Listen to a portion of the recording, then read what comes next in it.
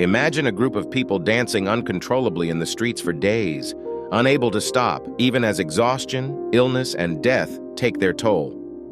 This is the bizarre story of the dancing plague of 1518, one of history's strangest events. What caused dozens of people in Strasbourg, France, to dance themselves to death? Let's explore this unsettling mystery. It all began in July 1518, when a woman named Frau Troffea stepped into the streets of Strasbourg and began to dance.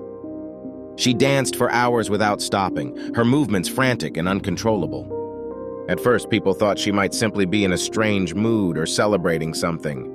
But then she kept dancing. Within days, others began to join her. By the end of the week, dozens of people were dancing in the streets, seemingly unable to stop. Their feet bled, their bodies ached, and yet they continued. The city was baffled. What was happening to these people? As the weeks went on, the dancing spread like a contagion. Historical records suggest that up to 400 people were affected. Some collapsed from exhaustion. Others reportedly died of heart attacks or strokes caused by the relentless movement. The local authorities and clergy were desperate for answers. Initially, they believed the dancers were possessed or cursed. Some thought it was divine punishment for sins, while others saw it as the work of the devil.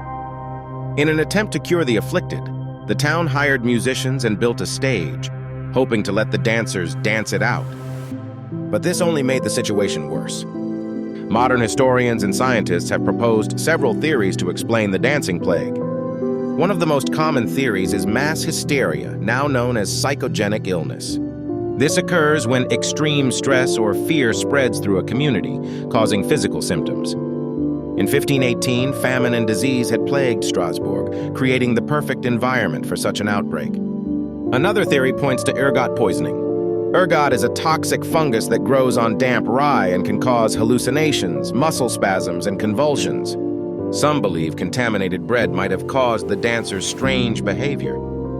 But this theory has been criticized, as ergot poisoning typically causes seizures, not continuous movement. There's also the possibility that the dancing plague was tied to religious fervor. In medieval Europe, dancing rituals were sometimes performed as acts of devotion or penance. Could the event have started as a spiritual expression that spiraled out of control? Despite these theories, no definitive explanation has ever been found. The dancing plague remains one of the most mysterious events in medical and social history. By September 1518, the dancing had stopped as suddenly as it began. But the event left behind questions that have fascinated researchers for centuries. What makes the dancing plague so haunting is its sheer strangeness. Why would so many people be compelled to dance to the point of death? Was it a physical illness, a psychological phenomenon, or something else entirely?